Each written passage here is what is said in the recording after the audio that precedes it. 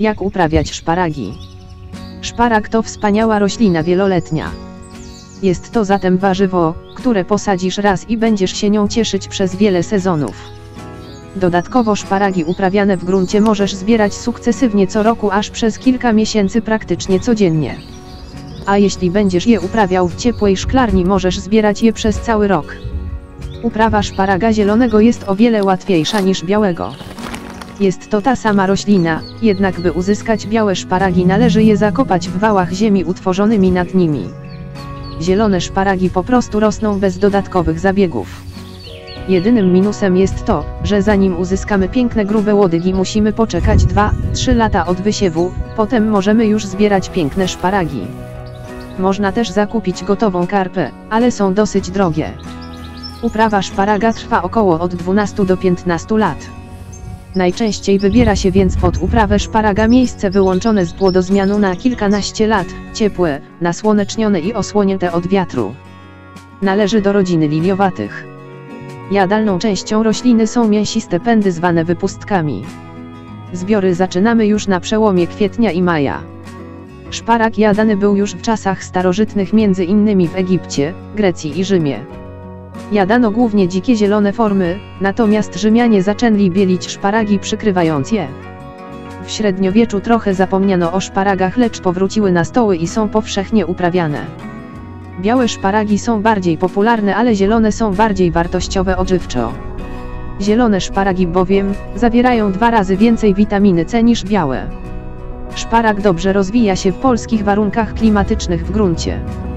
Wytrzymuje niskie temperatury występujące zimą.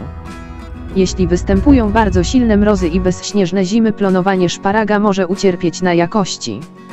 Pojawianie się wypustek jest opóźnione, plon jest niższy, a szparagi bywają puste w środku. Pączki szparaga rozwijają się, gdy temperatura wynosi 10 stopni Celsjusza. Im wyższa temperatura, tym szybciej rosną. Natomiast zahamowanie wzrostu następuje, gdy jest zimniej niż 5 stopni Celsjusza. Wówczas szparagi, które wystają nad ziemią, przemarzają w temperaturze wynoszącej od -4 do 5 stopni Celsjusza. Z tego względu szparagów nie uprawia się w rejonach z późno występującymi przymrozkami i w zastoiskach mrozowych, gdzie gromadzi się nadmiernie woda i zamarza. Wyższa temperatura powoduje szybszy wzrost, przyrost masy zielonej, szparagi są mniej zdrewniałe i mniej gorzkie. W sprzyjających warunkach szparagi zbiera się co od 1 do 11 dni. Niewskazane są jednak nadmierne upały z niedoborem wody i susze. Na skutek pojawienia się takich warunków pogodowych wypustki tracą na jakości, twardnieją i bardzo szybko zaczynają wyrastać w gałązki, w szczególności zielone szparagi będące na powierzchni. Zarówno upały czy susza, jak i mrozy i nadmierna wilgoć powodują zahamowanie wzrostu szparaga. Słabej jakości gleby powodują dodatkowo rdzewienie ich powierzchni. W niskiej temperaturze wypustki łatwo zabarwiają się na fioletowo, gdy mają styczność z promieniami słonecznymi, nawet po krótkim czasie. Najlepsze warunki klimatyczne dla uzyskania wysokiego plonu w następnym sezonie to ciepłe lato i ciepła jesień, ponieważ warunki takie pozwalają na nagromadzenie poprzez fotosyntezę w korzeniach spichrzowych dużych ilości substancji pokarmowych oraz zawiązaniu dużej ilości grubych kłączy. Wysoka temperatura sprzyja także tworzeniu się dużych karp. Szparagi to rośliny, które wymagają dużej ilości światła. Nie można uprawiać ich między innymi roślinami, które mogą je zacieniać, ani na przykład pod drzewami. Bardzo źle reaguje na zarośnięcie chwastami, w szczególności w etapie młodych siewek, na rozsadników i pierwszych latach wzrostu. Oprócz tego, że grządka przeznaczona na szparagi powinna być w pełni nasłoneczniona, powinna być też nieosłonięta dla swobodnego przepływu powietrza. Korzystna będzie jedynie osłona od strony wiatru, który może wyłamywać wysokie rośliny, ale tak by nie zacieniać grządki. Szparag nie ma zbyt dużych wymagań wodnych, gdyż jego karpi i system korzeniowy jest dosyć silnie rozwinięty i czerpie wodę z dużej powierzchni gleby. Jednak niedobór wody powoduje zahamowanie rozwoju siewek i słabe przyjmowanie się siewek. Jeśli gleba jest lekka, to w pierwszym i drugim roku po posadzeniu siewek, szparagi mogą cierpieć na niedobór wody z powodu nadal płytkiego systemu korzeniowego.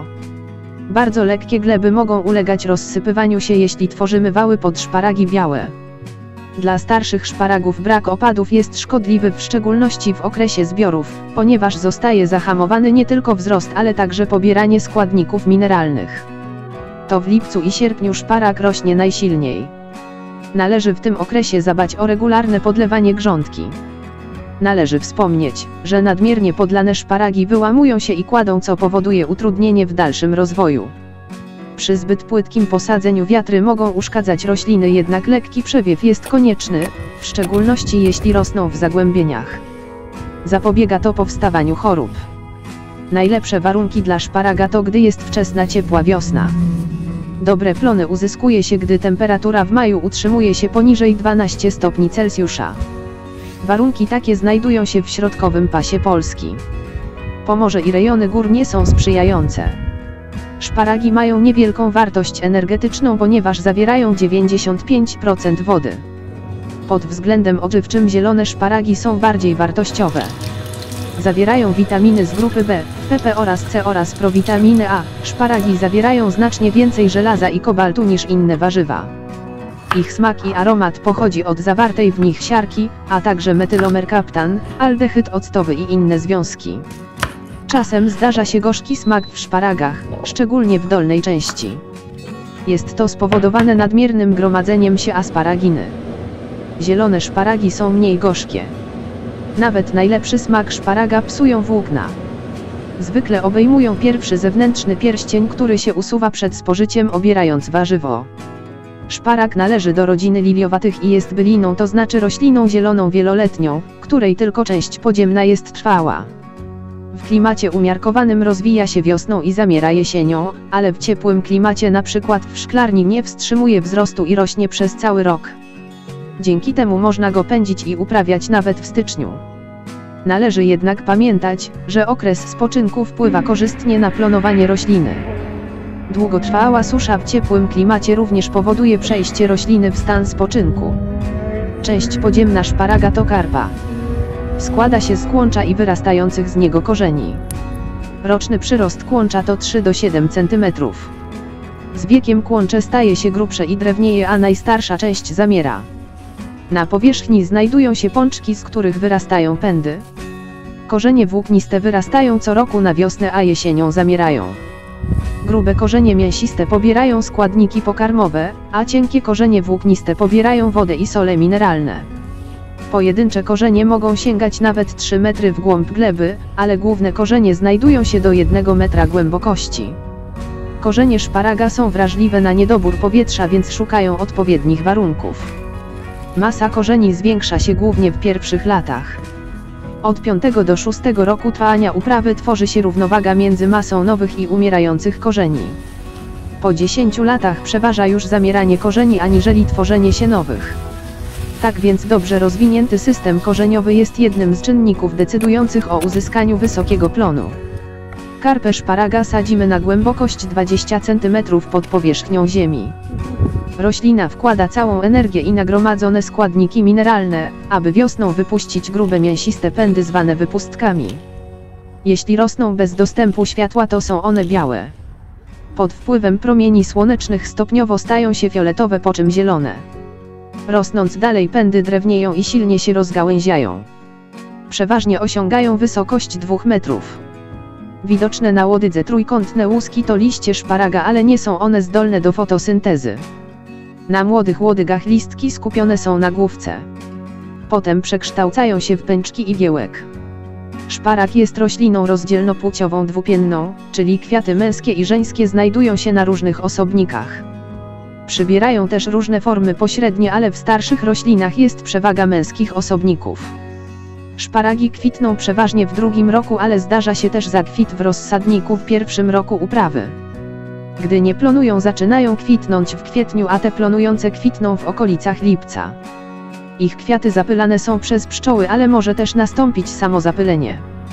Rośliny będące osobnikami męskimi zaczynają plonować wcześniej i dają około 30% większy plon niż żeńskie, jednakże ich wypustki są cieńsze niż żeńskich osobników. Żeńskie rośliny żyją krócej i są mniej plenne, gdyż zużywają więcej energii na tworzenie owoców i nasion. Te, które wytwarzają ich dużą ilość, nie są pożądane. Szparagi męskie, mimo że cieńsze, to jest ich więcej i rozrastają się mocniej. Owoc szparaga to jagoda początkowo zielona, po czym czerwona. W owocu znajdziemy po około 6 nasion. 1 gram nasion to od 35 do 60 sztuk. Gleba do uprawy szparaga powinna być lekka. Taka gleba szybciej się nagrzewa i szybciej obsycha na wiosnę, co sprzyja szybszemu i lepszemu rozwojowi szparaga, zwiększa się także jego plon. Takie gleby są łatwe do usypywania wałów pod szparagi białe. Są one także dzięki temu proste i nie zachodzą rdzą. Łatwiejszy jest też ich zbiór. Gleby gliniaste, zimne i z kamieniami są niedopuszczalne w uprawie szparaga. Dobrze jest wzbogacić glebę w kompost i humus. Jeśli planujesz uprawę szparaga białego, wybierz glebę lekką z dużą zawartością próchnicy lub gleby piaszczysto-gliniaste. Glina jednak nie powinna się znajdować na głębokości nie mniejszej niż 50 cm od powierzchni, gdyż wydobyta na powierzchnię może tworzyć skorupę. Glina, która znajduje się głębiej, zatrzymuje wodę, dzięki czemu górna warstwa jest sucha. Gleba do głębokości 1 metr nie powinna być zbita, nie może zawierać np. orsztynu. Takiej gleby korzenie szparaga nie mogą przebić. Zielony szparag natomiast może być uprawiany na bardziej zwięzłych glebach, ale zbyt zwięzłe takie jak glina nie nadają się do uprawy szparagów, w szczególności tych białych. Szparagi mają wówczas problem ze wzrostem i wyjściem na powierzchnię, są krzywe, chropowate, włókniste i gorzkie. Nie może to być gleba, która ma tendencję do zaskorupiania się. Nie tylko szparag nie ma siły rosnąć na takiej glebie, ale też taka gleba późno się nagrzewa, źle obsycha, co opóźnia zbiór i obniża plon. Gleby za lekkie lub zbyt zwięzłe należy połączyć z dużą ilością próchnicy, co powinno je naprawić. Próchnica poprawia właściwości fizyczne gleby, za czym idzie lepszy plon i łatwiejszy zbiór. Szparag nie znosi gleb podmokłych, z zastojami wody, okresowo zalewanych. Jeśli podczas wiosennych odwilży zauważysz stojącą wodę, nie należy tam sadzić szparagów. Optymalny poziom wody gruntowej to 80 do 100 cm. Jeśli teren jest zbyt mokry, korzenie mogą ulegać zniszczeniu. Zagrożenie to występuje w szczególności w zimie i wczesną wiosną. Im mamy cięższą i zwięźlejszą glebę, tym poziom wód powinien być mniejszy, by stworzyć sprzyjające warunki. Tak samo im lżejsza gleba, tym powinno być więcej wody. Gleby nieodpowiednie, czyli o zbyt wysokim poziomie lub zbyt niskim poziomie wód, należy zdrenować, zanim posadzimy szparagi. Pod uprawę szparaga odczyn gleby powinien wynosić na glebach lekkich od 6 do 7 pH, a na cięższych od 6,5 do 7,5 pH. Przy odczynie zbyt kwaśnym, jak i zbyt zasadowym szparagi rosną gorzej, słabo plonują, a także krócej żyją. Ogólnie kwaśna gleba nie nadaje się pod uprawę szparaga. Powierzchnia grządki pod uprawę powinna być równa. Ukosy wzdłuż rzędów mogą powodować zmywanie nawozów czy herbicydów. Mogą też powstać zastoje wodne i gnicie części podziemnych szparaga. Najlepiej, aby szparagi rosły wystawione na południową stronę, gdzie gleba szybko się nagrzewa i zbiór wiosenny jest przyspieszony. Szparagi rozmnaża się wyłącznie z nasion, które wysiewa się na rozsadniku. Nie stosuje się rozmnażania z podziału starszych karp, ponieważ uzyskane w ten sposób rośliny często chorują i szybko zamierają. Produkcja takiej rozsady trwa dosyć długo, bo około 12 miesięcy. Nasiona wysiewa się wiosną, a wiosną następnego roku wykopuje się karpę. Zakładając plantację szparagów, używamy karp jednorocznych. Rozsada dwuletnia słabiej się rozwija i przyjmuje. Im starszą karpę przesadzimy, tym dłużej trwa ich regeneracja. Produkcja własnych karp z nasion jest znacznie tańsza. Najlepsza gleba do rozsadnika ze szparagami będzie piaszczysto-gliniasta, próchnicza, niepodmokła i wcześnie obsychająca na wiosnę. Najlepiej, gdy odczyn gleby będzie obojętny. Jeśli wynosi mniej niż 6, to należy zastosować wapnowanie rok wcześniej, przed posadzeniem rozsady. Stosuje się od 1 do 1,5 tony na hektar wapna węglanowego, najlepiej magnezowanego. Jesienią w czasie przygotowania gleby pod uprawę szparaga należy zastosować nawożenie obornikiem 60 kg na 10 m2. Należy go przekopać na głębokość 20 cm z glebą. Również jesienią można stosować nawozy fosforowe i potasowe, np. 15 dkg superfosfatu i 30 dkg soli potasowej. Można też zastosować nawożenie wiosną, np. azofoską około 15 dekagram na 10 m². Należy pamiętać, aby grządka była dobrze oczyszczona z chwastów, w szczególności podziemnych kłączy wieloletnich. Ze względu na ryzyko porażenia chorobami i rdzą szparaga, nigdy nie sadzimy szparagów w miejscu, gdzie wcześniej były uprawiane. Z tego samego względu nie sadzimy też szparagów po uprawie lucerni, koniczyny, roślinach strączkowych, burakach i marchwi. Jesienią wskazane jest nawożenie obornikiem od 30 do 60 ton na hektar. Przed zimą należy głęboko przekopać glebę, a wczesną wiosną zastosować nawozy fosforowe i potasowe. Stosuje się saletrę amonową, sól potasową i superfosfat. Nawozy należy dobrze wymieszać z glebą i wyrównać jej powierzchnię. Nasiona szparaga wprost do gruntu na rozsadnik wysiewamy od końca marca do końca kwietnia. W przeciętnych warunkach kiełkowanie i wschody następują po od 4 do 6 tygodniach. Optymalna temperatura kiełkowania wynosi 25 do 30 stopni Celsjusza. W takiej temperaturze wschody pojawiają się po 10 dniach, natomiast w minimalnej temperaturze 10 stopni Celsjusza wschody następują po 8 tygodniach. By znacznie przyspieszyć kiełkowanie i wschody, należy moczyć nasiona w wodzie o temperaturze od 25 do 35 stopni Celsjusza przez 2-3 dni. Namoczone nasiona powinno się lekko obsuszyć i zaprawić, po czym wysiać w wilgotną glebę. Do zaprawiania stosuje się odpowiedni preparat, np. zaprawa nasienna T. Najlepiej kiełkują nasiona jednoroczne, ale zachowują zdolność kiełkowania przez 3 do 7 lat. By wyprodukować dobrej jakości karpę, należy obsiać 1 hektar, 1 kg nasion. Taką ilością nasion obsiewamy 1000 m² rozsadnika. Karpę sadzimy w rzędach 60 cm w odległości 40 cm od siebie. Głębokość siewu nasion to 3 cm, a odległość między nasionami w rzędzie to 5, mogą mieć tendencję do zrastania się korzeni, należy dlatego zachować odległość przy wysiewie np. 10 cm. Późniejsze przerzedzanie i rozdzielanie zrośniętych ze sobą plątaniny korzeni karp jest dosyć trudne. Jeśli chcemy zaznaczyć rząd wysiewu szparaga, do 1 kg nasion dodaj 200 g nasion rzodkiewki, wschodząc szybko rzodkiewka wyznaczy nam rzędy. Na dużych powierzchniach, jeśli pojawią się chwasty przed wzejściem szparaga, stosuje się opryski. W grządce przy zbyt gęstym obsianiu można zastosować przerywanie, pozostawiając rośliny co 10 cm w rzędzie. Przerywkę wykonuje się w okresie wyrastania pierwszego i drugiego pędu, usuwając rośliny wraz z częścią podziemną. Siewki nawozi się pogłównie azotem od 2 do 4 razy. Pierwsze nawożenie wykonujemy bezpośrednio po wschodach, a ostatnie na przełomie lipca i sierpnia. W okresie upałów występujących w lipcu i sierpniu należy nawadniać rośliny. Rośliny potrzebują 25 mm opadu, to jest 25 litrów na metr kwadratowy powierzchni.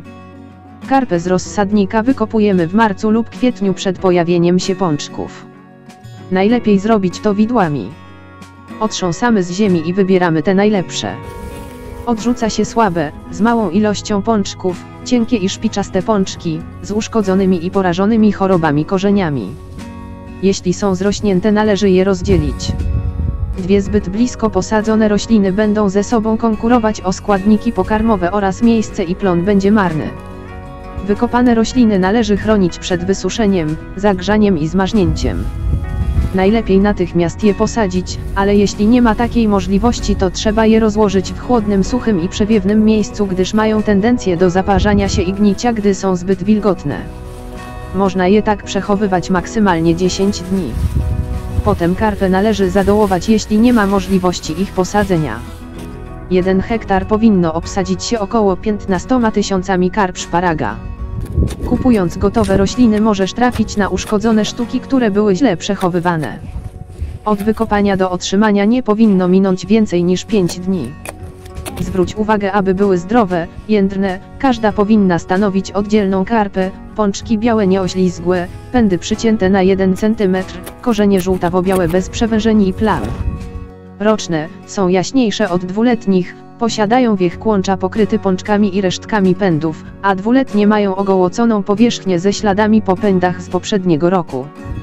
W uprawie nie należy oszczędzać ani na miejscu, ani na materiale siewnym, gdyż taka oszczędność może przynieść straty niżeli korzyści. Dotyczy to nie tylko uprawy szparagów. Dobrze założona i prowadzona uprawa daje nie tylko większe plony, ale można je dłużej uprawiać. Glebę pod uprawę należy starannie przygotować, a karpę prawidłowo posadzić. Zwykle większe plantacje zakładane są na odkrytych polach. Niekorzystne jest uprawianie w pobliżu lasów, zarośli, gdzie mogą je niszczyć zwierzęta. Zanim zaczniesz uprawiać szparagi, sprawdź glebę, na przykład co było na niej uprawiane w poprzednich latach i jak udawały się plony. Nie wolno uprawiać szparagów po sobie, przerwa między uprawą na tym samym miejscu powinna wynosić 10 lat. Nieodpowiednim przedplonem jest też lucerna, koniczyna, marchew i buraki. Dobrym przedplonem dla szparagów są zboża. Należy sprawdzić też, czy na danym miejscu nie stoi woda. Należy zrobić wykop na 1,5 metra, by sprawdzić odpowiednio stan gleby. Jeśli pH jest niższe od 6, należy na 2 lata przed posadzeniem szparagów glebę zawapnować dawką 1 tona na 1 hektar wapna węglanowego, np. wapnia mielonego lub kredy posodowej, ale najlepsze będzie wapno magnezowe węglanowe lub tlenkowe. W kolejnym roku ponownie sprawdzamy glebę. Jeśli pH jest nadal za niskie, znów stosujemy wapno, ale tym razem w większej dawce, to jest 3 tony na 1 hektar. Zawapnowanie gleby od razu dużą dawką może być szkodliwe. Wapno należy wymieszać dokładnie z glebą przez przekopywanie. Na takiej grządce nie mogą rosnąć chwasty, w szczególności trwałe jak skrzyp, powój, ostrożeń czy pesz. Muszą być bezwzględnie usunięte przed założeniem uprawy szparagów, gdyż po ich wyrośnięciu ciężko je zwalczać wśród szparagów. Na polach o dużej powierzchni stosuje się środki chemiczne do zwalczania chwastów.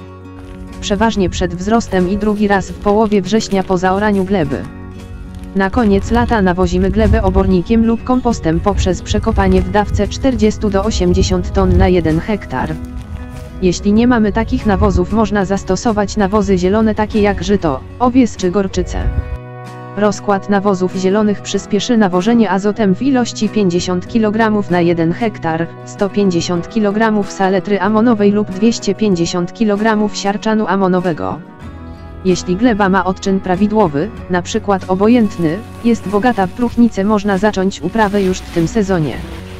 Szparagi lubią obornik, więc dobrze jest dać od 4 do 5 kg obornika lub ewentualnie 10 kg kompostu już przed założeniem plantacji. Potem zasila się obornikiem co 2-3 lata. Przed zimą należy głęboko przekopać glebę, by wyrzucić martwice na powierzchnię gleby. Przed przekopaniem stosuje się nawozy fosforowe, a na przekopaną glebę stosuje się nawozy potasowe. Wszystkie te czynności wykonujemy przed założeniem uprawy szparaga. W zależności od zasobności gleby jesienią można dać sól potasową 40% lub 60% oraz mączkę fosforytową lub superfosfat pojedynczy. Na wiosnę należy dać kolejną dawkę nawozów soli potasowej oraz superfosfatu pojedynczego lub superfosfatu potrójnego. Aby prawidłowo określić dawki, najlepiej pobrać próbki gleby z kilku miejsc z warstw 30 i 60 cm. W próbkach należy oznaczyć zawartość fosforu, potasu i magnezu. Ważne jest, aby nawozy zawierające potas przekopać głęboko, ponieważ fosfor bardzo wolno przenika w glebie, a po posadzeniu szparagów nie będzie można już umieścić go dla głównej masy korzeniowej. Dla szparaga bielonego należy przekopać glebę na głębokość 60 cm, a dla szparaga zielonego na głębokość 40 cm. Wpływa to znacząco na rozwój i jego wzrost. W tych głębokich warstwach powinny znaleźć się nawozy mineralne, przede wszystkim potas i fosfor. Wczesną wiosną wykonuje się włókowanie, po czym wysiewa się nawozy fosforowe i potasowe. Jeśli nie udało się zastosować nawożenia jesienią, to na wiosnę stosuje się około 100 kg fosforu i 200 kg potasu na 1 hektar. Po takim przygotowaniu gleby nadchodzi czas na posadzenie karp. Do założenia szparagarni używa się karp jednorocznych. Są one bardziej żywotne niż te 2-3-letnie i lepiej się przyjmują. Szparagi sadzi się w pierwszej lub drugiej połowie kwietnia, ale można je posadzić wcześniej. Posadzone później karpi słabo się przyjmują z powodu małej ilości opadów i zbyt wysokiej temperatury. Na odpowiednio przygotowanej grządce należy wyznaczyć rzędy w kierunku północ-południe w celu zapewnienia równomiernego nagrzewania się wałów. Na zboczu południowym rzędy powinny przebiegać prostopadle do spadu, aby zapobiegać w ten sposób erozji gleby i zatrzymywania nawozów oraz herbicydów. Na dużych plantacjach odległość między rzędami wynosi 150 cm. Zwykle usypuje się wały co 2 metry. Przy prowadzeniu plantacji dłużej niż 10 lat należy stosować większe odległości. Odległość mniejsza niż 1,5 metra powoduje mniejszy plon i należy bielone szparagi sadzić bardzo głęboko. Usypane wały często rozsypują się i trzeba je naprawiać, jeśli odległość jest zbyt mała. Na grządce możesz zastosować odległość rzędów od 80 do 100 cm, ale im mniejsza odległość, tym bardziej skraca się żywotność plantacji. Linię nasadzeń najlepiej wyznaczyć za pomocą tyczek i sznurka zawiązanego między nimi. Przed sadzeniem karp wykop dołki o szerokości 40 cm i głębokości 30 cm.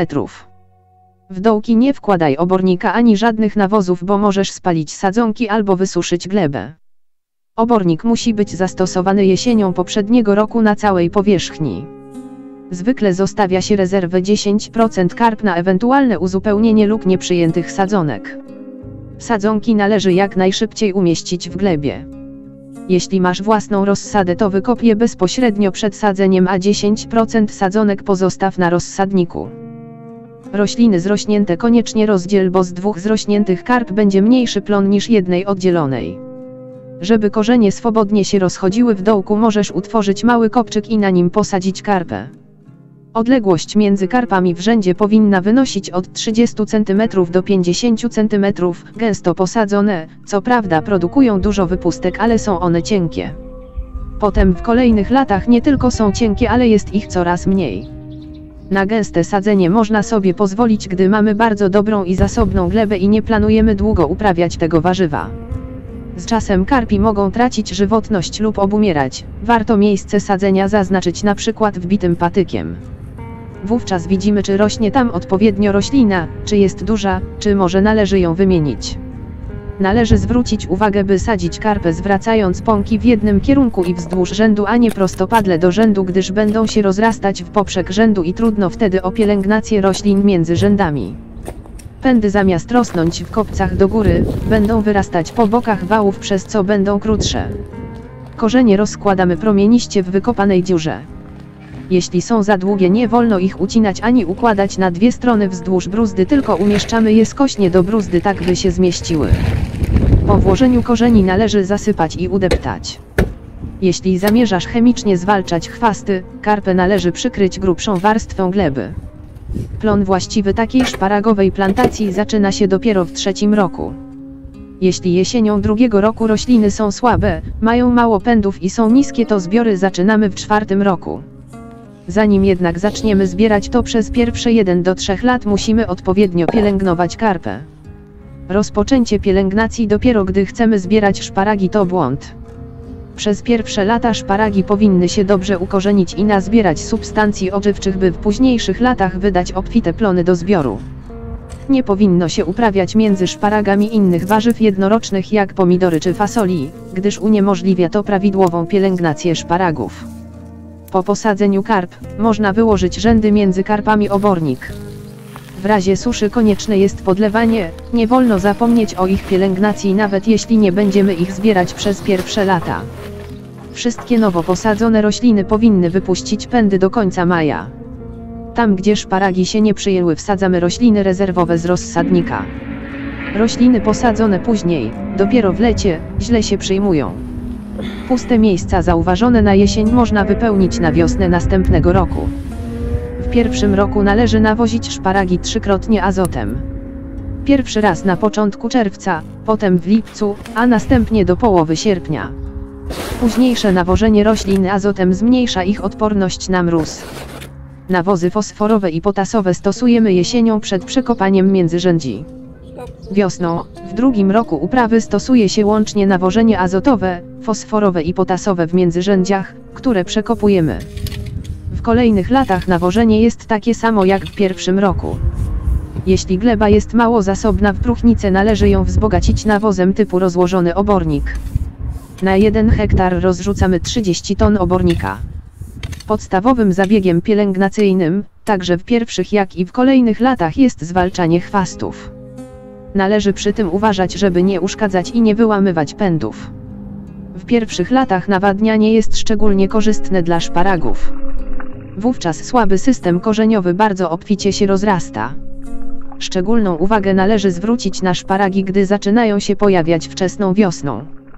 Są one wówczas podatne na ataki rdzy oraz trzepa szparagówkę lub poskrzypki, szczególnie jeśli w pobliżu są starsze szparagi lub rośliny z tej rodziny. Młode rośliny są znacznie słabsze i bardziej podatne na choroby oraz szkodniki niż starsze rośliny. Gdy zaobserwujemy szkody, należy od razu je zwalczać. Pędy porażone rdzą lub przez trzepa szparagówkę, należy jesienią ciąć nisko u nasady, zebrać i spalić. W roku założenia plantacji, przed wycięciem pędów należy zaznaczyć te miejsca palikami. Jeśli pędy są zdrowe, nie wycinamy ich na jesieni, tylko zostawiamy na zimę. Zatrzymują one śnieg i stanowią ochronę przed mrozem. Wiosną można je ściąć i przekopać z glebą. Jesienią też należy przekopać międzyrzędzia, ale tak by nie uszkodzić karp. Po 3–4 latach plantacja powinna być gotowa pod uprawę do zbiorów. W następnych latach pielęgnacja polega na kolejno wykonywanych czynnościach: nawożeniu mineralnym, przekopywaniu gleby, sypaniu wałów jeśli prowadzimy uprawę szparagów białych, zwalczanie chwastów i poprawianie wałów po zbiorach, po czym znów następuje nawożenie mineralne, a co 3 lata nawożenie organiczne, nawożenie pogłówne azotem, nawadnianie, zwalczanie chwastów, chorób i szkodników, ścinanie pędów porażonych przez rdzę i szkodniki, kolejne nawożenie organiczne jeśli jest zapotrzebowanie, lub wapnowanie w razie potrzeby i ostatecznie przekopanie gleby. Nawożenie. Największe wymagania nawozowe mają szparagi w pierwszych latach klonowania od 3 do 6 roku po posadzeniu karp. To wtedy najsilniej rozrastają się karpa i jej system korzeniowy. Po zbiorach szparagi zaczynają ponownie szukać i pobierać składniki pokarmowe. Pobieranie azotu trwa do sierpnia, a pobór fosforu i potasu do końca października. Od opadów deszczu zależy wykorzystanie przez roślinę nawozów mineralnych, w szczególności fosforowych i potasowych. Ogólna ilość nawozów, jakie należy zastosować, zależy od zasobności gleby, nawożenia obornikiem, usuwania lub pozostawienia pędów na zimę, a także zagęszczenia roślin oraz wieku plantacji. Szparag jest rośliną, która bardzo dobrze znosi zasolenie gleby, więc przenawożenie go jest niemożliwe. Można stosować wszystkie nawozy azotowe, łącznie z mocznikiem. Tam, gdzie gleby są zasobne w wapń, można stosować siarczan amonowy, który miesza się z glebą. Fosfor stosuje się w postaci superfosfatu. Gleby z pH powyżej 7, co kilka lat nawozi się superfosfatem borowanym. Szparag jest wrażliwy na brak boru w glebie, ale jego nadmiar mu szkodzi. Potas należy stosować w postaci soli potasowej, ponieważ zawiera ona jego chlorek, a nie siarczan, który jest mniej korzystny dla tego warzywa. Całą dawkę nawozów fosforowych i większą część potasowych należy podać wiosną, a pozostałą ilość przy końcu zbiorów. Jeśli nie udało Ci się zastosować nawozów wiosną, to można je zastosować pod koniec zbiorów, ale należy pamiętać, że przy małych opadach deszczu nawozy nie zostaną całkowicie wykorzystane przez rośliny. Możliwym jest, że silne nawożenie azotem przed rozpoczęciem zbiorów zwiększa odsetek wypustek sparciałych i spłaszczonych. Nawożenie azotem przed wznowieniem wegetacji stosuje się wyłącznie w uprawie szparagów zielonych. Zielone i bielone szparagi nawozi się nawozami azotowymi w dawce 50 kg na hektar na 10 do 14 dni przed zakończeniem zbiorów, tak by w momencie wyrastania rośliny były dobrze zaopatrzone w ten składnik. Jeśli nie udało się to przed zakończeniem, należy to zrobić pod koniec zbiorów, stosując łącznie także nawozy potasowe. Przy szparagach bielonych stosujemy nawozy przed rozsypaniem wałów oraz po ich zasypaniu. Następną taką dawkę stosuje się od 20 do 14 dni po zakończeniu zbiorów. Sprawia to silny wzrost pędów asymilujących. Dalsze nawożenie azotem, 2 lub 1 dawkę stosuje się do połowy sierpnia. Zbyt późne nawożenie azotem powoduje zmniejszenie wytrzymałości na mróz i powoduje wyrastanie szparagów na jesień, które zużywają więcej substancji pokarmowych niż pobierają, co może znacznie je osłabiać. Wszystkie nawozy w plantacjach, które są produkujące, rozsiewa się rzutowo na całą powierzchnię. Wszystkie nawozy oprócz saletry stosowanej pogłównie, zostają potem wymieszane z glebą podczas przekopywania międzyrzędzi. Co 2-3 lata trzeba nawozić plonującą uprawę szparagów obornikiem w ilości od 20 do 40 ton na hektar lub gnojowicą 50 do 100 m3 na hektar, albo kompostem w ilości od 20 do 40 ton na hektar. Jeśli masz gnojówki roślinne, możesz stosować je co 4 tygodnie, podlewając rośliny gnojówką np. z pokrzywy w odpowiednim rozcieńczeniu. Im gleba jest lżejsza i zawiera mniej próchnicy, tym częściej trzeba stosować nawozy organiczne, które zwiększają jej chłonność w wodę i polepszają strukturę. Im rośliny są młodsze, tym większy wpływ ma nawożenie organiczne na jakość i wysokość plonu, a także długość okresu wykorzystywania roślin plonujących. Przy szparagach bielonych nawóz organiczny stosuje się albo przed rozoraniem wałów, podając go w międzyrzędzia, albo jesienią po ścięciu pędów, na całe pole. To jesienne nawożenie stosujemy także przy szparagach zielonych. Obornik rzucany między wały może zawierać słomy, ale należy wówczas zwiększyć dawkę azotu. Natomiast obornik stosowany jesienią musi być całkowicie rozłożony. Jeśli nie zastosuje się nawożenia organicznego w glebie, może wystąpić niedobór magnezu.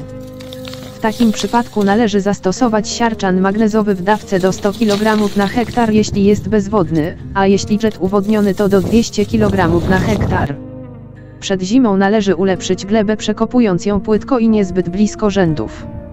W regionach, w których panują mroźne i bezśnieżne zimy, na karpach szparagów zielonych i na wałach ze szparagami białymi warto dodatkowo obsypać ziemią, a potem na wiosnę zagrabić ją. Sypanie wałów dla szparagów bielonych. Do sypania wałów przystępuje się, zanim wypustki dorosną do powierzchni gleby.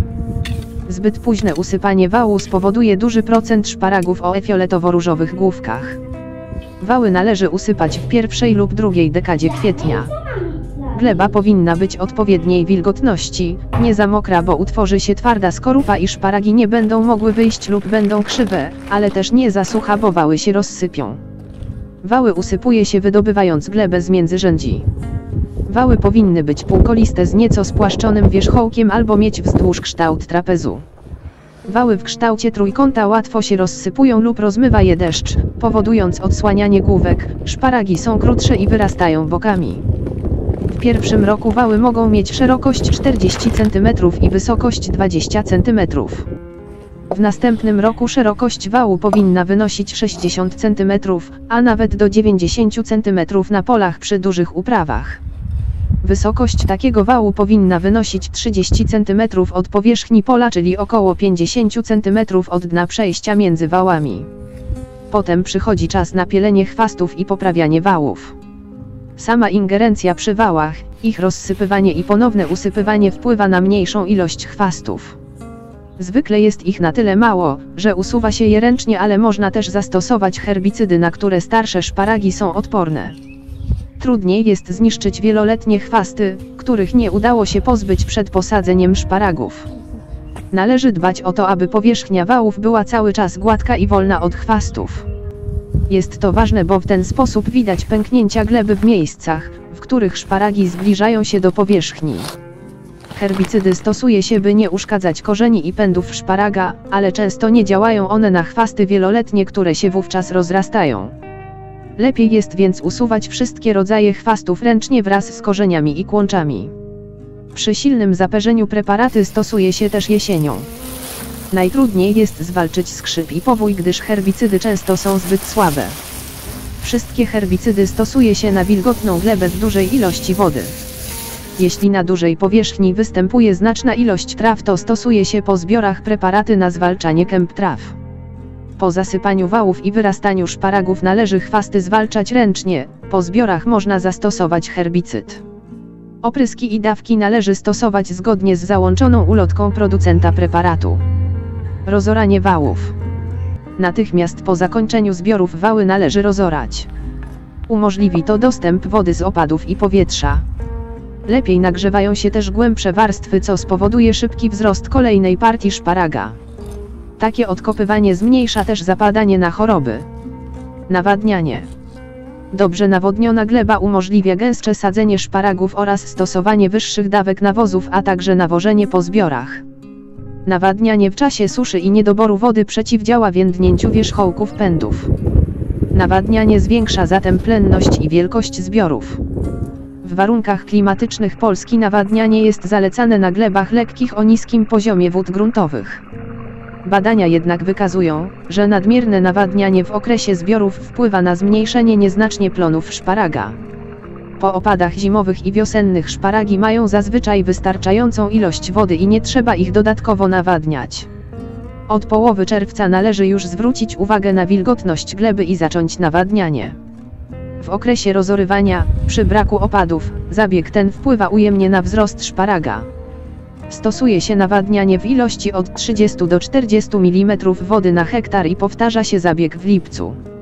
To stymuluje wyrastanie pędów zaraz po zbiorze i umożliwia lepsze wykorzystanie nawozów przez roślinę. Pozwala to też uzyskać większy plon następnego roku. Zabieg nawadniania należy wykonywać w godzinach porannych, aby rośliny nie były zbyt długo wilgotne, bo to sprzyja porażeniu przez szarą pleśń i rdzę szparaga. Ścinanie łodyg. Zapobieganie chorobom poprzez usuwanie porażonych pędów. Jeśli pozostawi się zdrowe pędy szparaga na zimę, to będą one chroniły roślinę przed przemarznięciem. Dodatkowo stanowią wzbogacenie gleby w wartościowe składniki. Jeśli jednak pędy są porażone przez rdzę lub trzeba szparagówkę, należy je wyciąć w celu ograniczenia rozprzestrzeniania się chorób. Pędy ścina się jak najniżej, zwykle na początku listopada po silniejszych przymrozkach. Nie należy ścinać ich zbyt wcześnie, bo traci się wtedy dużą ilość substancji pokarmowych, ani zbyt późno, bo choroby z porażonych pędów mogą się bardziej rozprzestrzenić.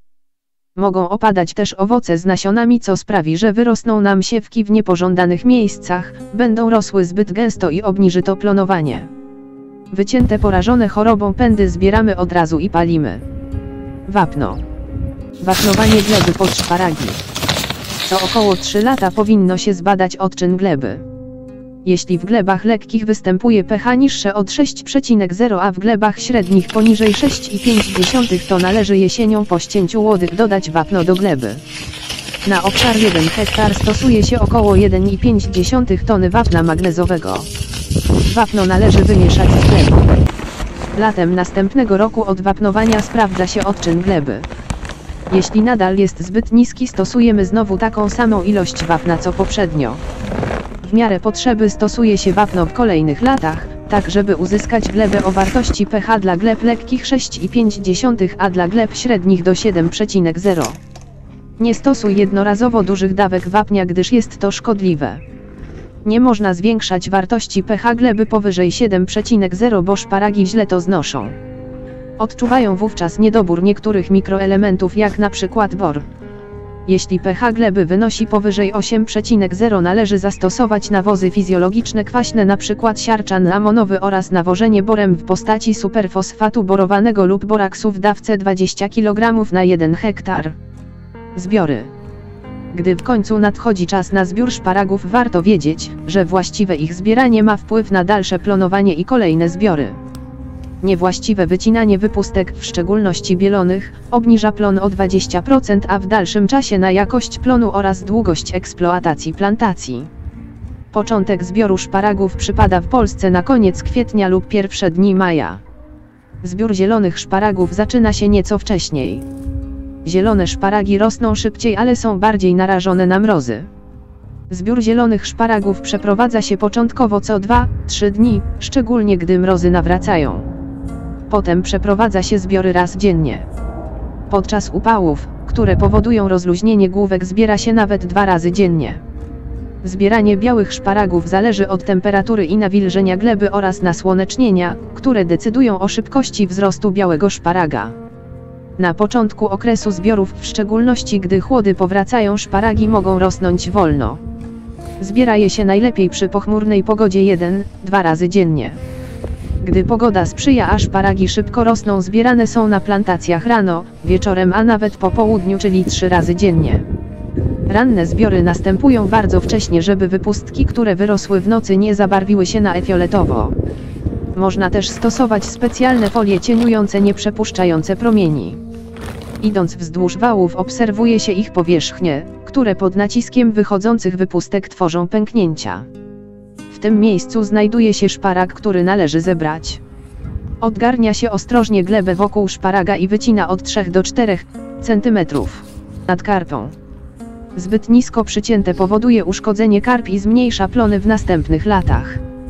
Wycinamy wszystkie wypustki gotowe do zbioru, nawet te cienkie i niekształtne. Po wycięciu szparagów miejsce zasypuje się glebą, najpierw mokrą, potem suchą, na koniec uklepać. Wypustki zielone wycinamy zwykle od 1 do 2 cm pod powierzchnią ziemi, gdy tylko osiągną od 15 do 20 cm długości. Jeśli jest bardzo ciepło, wycina się nawet krótsze wypustki, tak żeby nie zaczęły rozkwitać. Najlepiej jest zbierać szparagi rano, bo wtedy są jędrne i nie więdną tak szybko. W czasie upałów warto wyłożyć koszyk do zbiorów wilgotną szmatką. Z 1 hektara zbiera się dziennie około 100 kg szparagów. Przeciętnie jest to około 70 kg. Największe nasilenie plonowania w Polsce uprawiane w gruncie przypada na 2 ostatnie dekady maja, a czasem jeszcze na pierwszą dekadę czerwca. W tym okresie szparagi są najlepszej jakości. Szparagi rosną wówczas szybko, bo jest ciepło, ale jest też wystarczająco wilgotno. Natomiast w późniejszym okresie wysoka temperatura i susza powodują w szczególności u zielonej szparagi rozluźnienie się główek. Niska temperatura i susza powoduje drewnienie, gorzknienie i silniejsze zabarwienie na fioletowo. W okresie chłodów zielone szparagi tworzą zakrzywione główki, a na glebach ciężkich i zbyt wilgotnych u białego szparaga widać rdzawienie. Na początku okresu zdarzają się większe ilości sparciałych szparagów, z pustymi komorami w środku, które wyglądają jakby były zrośnięte z 2 sztuk. Na początku zbiorów szparagi są grubsze, potem pod koniec sezonu coraz cieńsze. W pierwszym roku zbiera się szparagi przez 2-3 tygodnie, jednak nie później niż do 1 czerwca. Przedłużenie zbiorów tak młodej rośliny i mocna eksploatacja obniży jej żywotność o 5 lat. W następnych latach okres zbiorów nie powinien przekraczać od 50 do 60 dni i kończyć się od 20 do 24 czerwca. Zbyt wczesne zakończenie zbioru powoduje nie tylko niski plon tego roku, ale mniejsze plonowanie w następnych latach. Pogarsza się jakość i długość żywotności plantacji. Lepiej jednak jest skracać okres zbiorów niż go wydłużać. Jak przyspieszyć plonowanie szparaga? Szparagi nie zapadają w całkowity spoczynek i gdy tylko zapewni się mu odpowiednią temperaturę, rozpocznie on wzrost bez względu na porę roku. We Włoszech stosuje się przyspieszoną uprawę na zbiór w okresie świąt Bożego Narodzenia. Jest kilka sposobów, by przyspieszyć wzrost szparaga. Pierwszym z nich jest podgrzewanie gleby. Można też przykrywać wały folią polietylenową przeźroczystą. Kolejnym sposobem jest przykrywanie plantacji skrzyniami inspektowymi, szklarniami własnej roboty czy tunelami. Ostatecznie można też uprawiać szparagi w szklarni. W Polsce dobrym sposobem będzie przykrywanie folią polietylenową, natomiast pozostałe sposoby są dosyć kosztowne.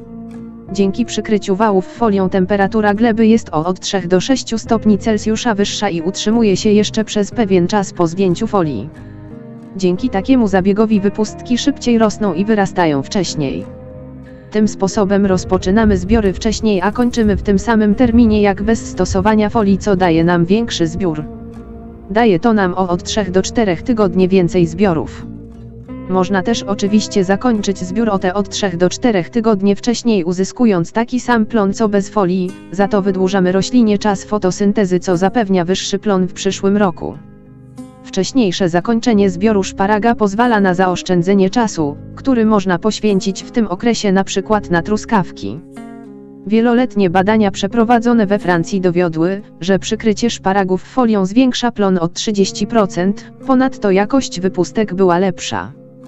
Dodatkowo folia sprawia, że gleba pod nią jest lżejsza, więc i zbiory są łatwiejsze. Przez to, że ma lepszą strukturę, można też uprawiać szparagi na nieco cięższych glebach. Takie efekty uzyskano jedynie przy zastosowaniu folii polietylenowej. Efekty stosowania folii tzw. dymnej nie dały takiego efektu, były znacznie gorsze. Do przykrywania wałów stosuje się na plantacjach folię o szerokości 1,4 m i grubości około 0,04 mm. Folię kładzie się na początku kwitnienia na świeżo usypane wały po lekkim osuszeniu powierzchni. Bezpośrednio przed położeniem folii stosuje się herbicydy w dużej ilości wody. Folię pozostawia się na od 3 do 4 tygodni albo na cały okres zbiorów. Brzegi folii przysypuje się glebą. Wypukłości na folii wskazują miejsce wyrastania wypustek. Folię nakładamy na początku maja. Przechowywanie zbiorów szparaga.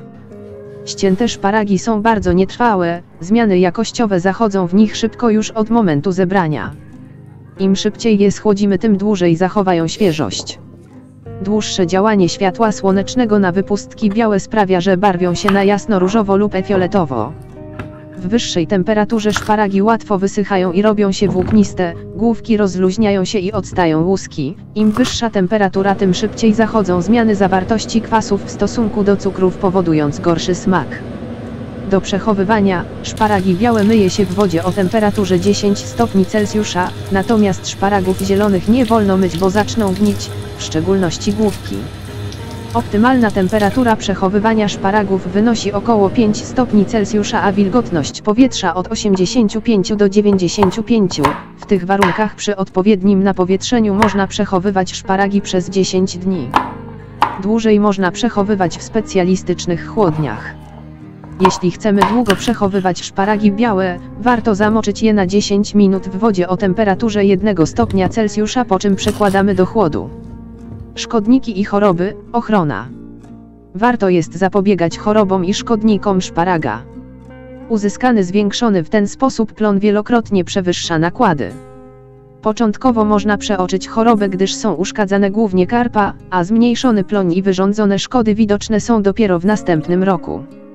Szczególnie ważna jest ochrona plantacji w pierwszych latach, gdy rośliny są młode, a nie zbieramy jeszcze z nich plonów. Choroby i szkodniki, które zaatakują młode rośliny w tym okresie, mogą znacznie obniżyć plonowanie w kolejnych latach zbiorów, jeśli zaniedbamy plantację. Najtrudniejsze jest zwalczanie insektów szparagów zielonych w okresie ich zbiorów, gdy atakują, a nie można zastosować insektycydów. Do najgroźniejszych chorób szparaga należą rdza oraz choroby podstawy pędów i korzeni, powodujące stopniowe zamieranie roślin. Rdza na wypustkach, puste przestrzenie wewnątrz oraz wzrosty są fizjologicznymi chorobami. Najgroźniejsze szkodniki szparaga to otrzep szparagówka oraz poskrzypka szparagowa i 12-kropkowa. Choroby infekcyjne szparagów. Rdza szparagowa. Jest to grzyb z gatunku Puccinia asparagi, który poraża część nadziemną roślin, hamując jej rozwój, powodując przedwczesne żółknięcie i zasychanie pędów oraz opadanie gałązek. Skórka nad zgromadzonymi punktami rdzy pęka, co zwiększa transpirację i osłabia fotosyntezę. Zmniejsza się ilość substancji pokarmowych i roślina źle plonuje w następnym roku. W latach suchych i na glebach lekkich zaczynają zasychać, co obniża plony o 40%. Jeśli choroba trwa przez kilka lat, rośliny słabną i zamierają. Rdza szparaga występuje jedynie na szparagach i może zostać przeniesiona przez wiatr ze starszych zarażonych plantacji lub dziko rosnących roślin znajdujących się w pobliżu. Teleutospory, czyli zarodniki grzyba, zimują na resztkach pędów nadziemnych. Wiosną zarodniki zaczynają kiełkować i zarażają rośliny. Kiełkują one do końca czerwca, potem zagrożenie spada. Warunkiem infekcji jest obecność kropel wody, więc najczęściej i w pierwszej kolejności zakażane są szparagi pod osłoną albo na plantacjach zachwaszczonych, gdzie późno obsycha rosa, lub często występują mgły. Wiosną objawy są mało widoczne. Najpierw to jasno-zielone plamki przechodzące w pomarańczowe. Cykl letni w okresie rozwojowym trwa 12 dni. Porażenie jest szczególnie duże w latach ciepłych i wilgotnych. Jesienią również pojawia się choroba, która tworzy zarodniki zimowe. Najlepiej wybrać odmiany odporne lub zwalczać chorobę, wycinając chore pędy jak najbliżej podstawy i palić. Jeśli choroba występuje corocznie w dużym nasileniu, należy przeprowadzić opryski chemiczne. Stosuje się odpowiednie preparaty grzybobójcze. Jeśli na plantacji występują też poskrzypki, można stosować preparaty łącznie z owadobójczym opryskiem. Choroby podstawy łodyg i systemu korzeniowego. Fusarium oisporum i Fusarium culmurum. Choroby te powodują stopniowe zamieranie plantacji. Pierwsze wyraźne objawy występują dopiero w kilka lat od zakażenia. Grzyby te mogą przebywać i przetrwać w glebie przez wiele lat. Pędy wcześniej więdną, żółkną i zasychają w ciągu lata. Po pewnym czasie rośliny zamierają. Na korzeniach występują podłużne czerwono-brązowe przebarwienia, potem następuje nekroza i sucha zgnilizna. Podobne przebarwienia można zauważyć w dolnej części pędów. Źródłem infekcji są chora już karpa, która została posadzona, gleba lub porażone chorobą nasiona. Rozwojowi tego grzyba sprzyja zbyt gęste nasadzenie i zagęszczenie roślin, zbyt ciężka, nadmiernie wilgotna gleba oraz jej zbyt kwaśny odczyn. Aby ograniczyć występowanie tych chorób, należy uprawiać szparagi na odpowiedniej glebie i zakładać rozsadnik najwcześniej po 5 latach, na którym rosły wcześniej szparagi. Nie należy uprawiać szparagów po wieloletnich roślinach motylkowatych. Dobrym sposobem jest nawożenie obornikiem i wapnowanie gleby zbyt kwaśnej, to ogranicza rozwój grzybów. Szara pleśń. Botrytis cinerea. Występuje rzadko na szparagach w klimacie polskim. Rozwojowi choroby sprzyja wysoka wilgotność, która występuje na terenach nieprzewiewnych, zagłębionych i silnie zachwaszczonych. Choroba powoduje przedwczesne zasychanie pędów jesienią i mniejszy plon następnego roku. Do zwalczania pleśni używa się tych samych metod i środków co do zwalczania rdzy. Gnicie wypustek. Ich przyczyną są Penicillium i Fusarium lub bakterie. Wypustki ulegają zakażeniu na polu lub w trakcie przechowywania. Gniciu zapobiega schłodzenie i przechowywanie w chłodzie. Choroby fizjologiczne. Więdnięcie wierzchołków pędów. Przyczyną są zaburzenia w gospodarce wodnej roślin. Więdnięciu ulega górna część pędów wyrastających w lipcu i sierpniu przed wytworzeniem się gałęzi. Następnie zasycha, zwisając w dół. Pozostała część rośliny jest zdrowa. Zjawisko ma miejsce szczególnie po okresie wilgotnym, a podczas silnego wzrostu w okresie suszy. Ordzewienie wypustek. Na podziemnej części pędów pojawiają się plamy, które tworzą potem rany. Choroba atakuje szparagi rosnące na ciężkich glebach, ale także na lekkich, jeśli jest chłodno i wilgotno. Parcenie wypustek. Występują głównie na początku wzrostu. Szparagi posiadają puste komory. Przyczyną są mroźne i bezśnieżne zimy, w szczególności jeśli następuje nagłe ocieplenie. Staśmienie wypustek. Szparagi wyglądają jak zrośnięte z kilku, a w środku są zwykle puste.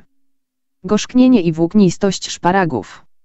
Pojawia się przy zahamowaniu wzrostu, np. podczas zimnej i wilgotnej pogody lub suszy, albo podczas złego przechowywania w cieple, bez zabezpieczenia przed utratą wilgoci. Zakrzywienie wypustek. Przyczyną takiego zjawiska może być duża ilość kamieni w glebie, nierozłożony obornik i innych resztek lub skorupa na powierzchni wału czy gleby. Zakrzywienie jest też skutkiem nawet lekkiego skaleczenia młodej wypustki albo uszkodzenia przez szkodniki. Górna część szparagów zielonych zakrzywia się w okresie chłodów, w szczególności połączonych z silnymi wiatrami. Czerwienienie wypustek.